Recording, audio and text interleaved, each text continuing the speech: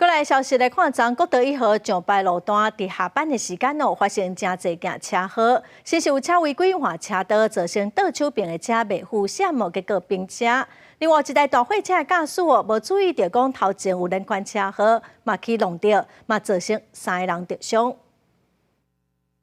车头和后斗拢甲密密茂茂，国道1号南向中立路段发生5台车激动到事故。代志是发生伫初一暗时8点半左右，疑似大货车驾驶无注意到车前的状况，结果造成连环追撞。事故是造成3个人受伤送病院，好在因的伤势拢无介严重。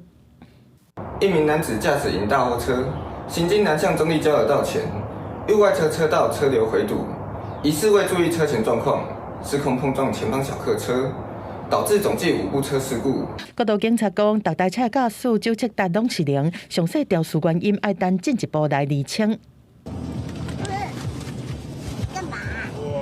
同款是发生伫初7的国道的事故，行车记录器是翕到自小客车伫5个路段往北违规变换车道，造成倒边的车失控变去，伊后壁一台公车差一点回弄到是真惊险。轰动到的这台轿车的驾驶是有头型含手骨一寡侧伤，后壁是家己去病院。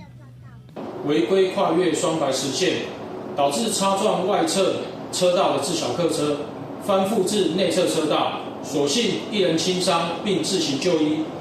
针对并车的事故，警方表示讲，这台肇事车是下过双白实线，已经违反道路交通管理处罚条例第33条第1项第4款，无照规定变换车道。针对这个部分，伊会罚罚新台币3000块以上6000块以下的罚款。